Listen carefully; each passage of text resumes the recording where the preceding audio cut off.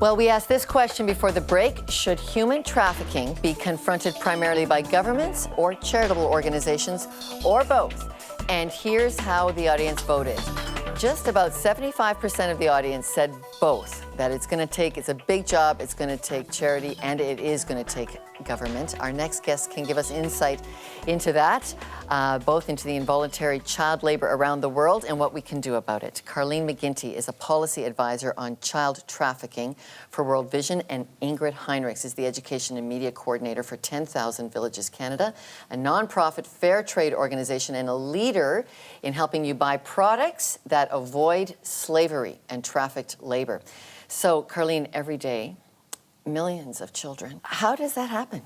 That we're buying products that have kids' forced labor in it? Right, so child labor isn't a new problem, and there are hundreds of millions of kids around the world who are involved in this. And what happens is you get this dangerous triangle. You have children who are poor, living in developing countries. You have a need for cheap labor, and that kind of labor is for what we call 3D jobs: dirty, dangerous, and degrading. And then we have human trafficking. And children, unfortunately, are the perfect victims. And there are traffickers who push them into these low-paying jobs, these 3D jobs, dirty, dangerous, and degrading, and force them to work and create those products that many of us in Canada use. And tell me what those products might be.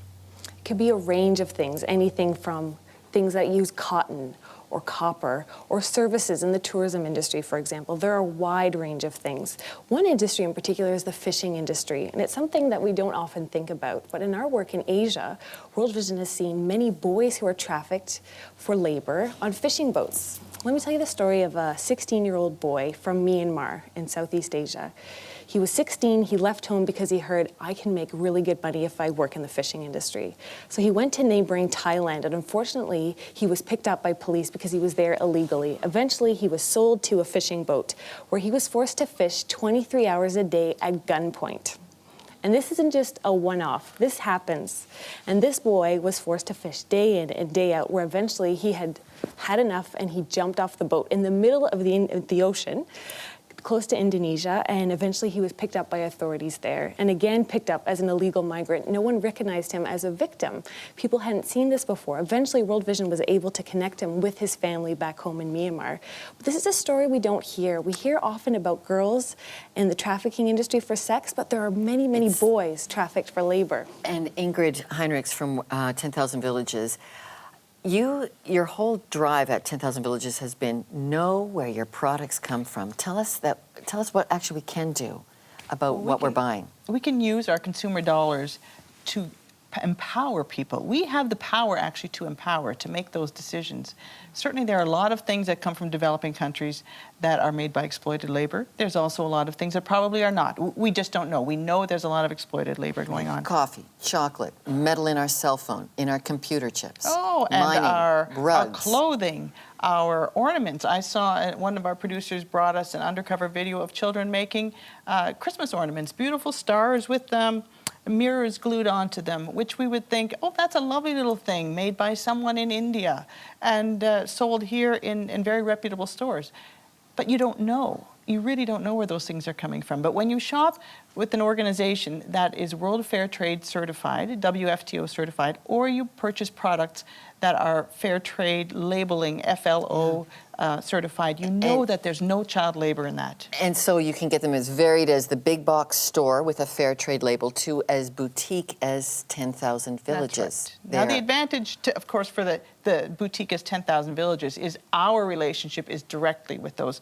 Our direct relationship. What did you bring along here? Oh, I brought a whole box of things, but I'll give you a quick one. This is Get Paper from Nepal, and from 25% of their proceeds from making paper, they have developed a program called Send Your Daughter to School program.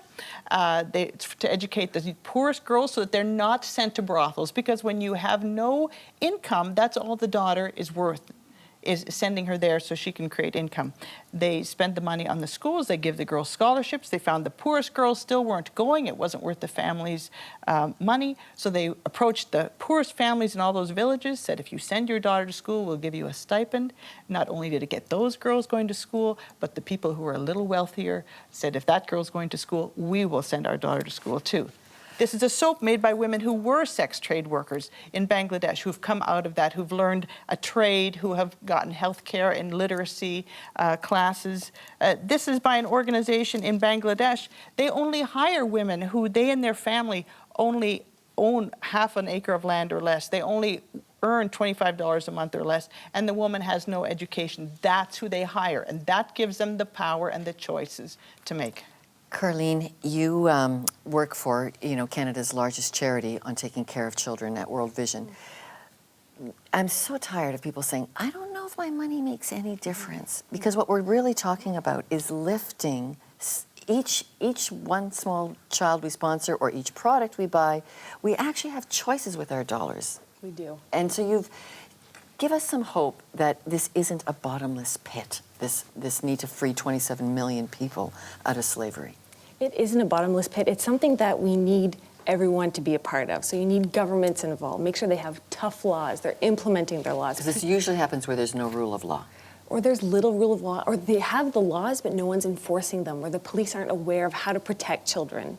Another piece that you need is corporations need to be part of this. So yes, charities and NGOs and governments, but corporations also need to play a role to make sure that they're not employing young children, to make sure that they're paying fair wages. And charities, of course, have a big role in this. And Canadians, and any dollar that we spend, that makes a difference as well. So to be an informed consumer is a huge help. We'll be launching a campaign in 2012 where Canadians can get involved and learn more about trafficking and learn about what they can do in terms of writing to your MP and get them to support legislation like Joy Smith's, or how to purchase things that are fair trade or Like things that are just talked about. Yeah. All right, thank you both for helping us understand. you. We don't have to just sit there and say, oh, isn't that too bad? People are in slavery. We have decisions to make. We have decisions to make. Okay, now it's time to find out what you think. Most of the world has outlawed human trafficking and child labor. Well, is that true or is it false? Drop us a note on this. You can vote on that by Facebook or Twitter, or leave us a video message. We'd like to know what you think. But our studio audience is going to take a live vote on that. Most of the world has outlawed human trafficking. True or false? And coming up, we'll speak with Jamie Mackintosh, who works around the world to rescue victims of slavery and human trafficking.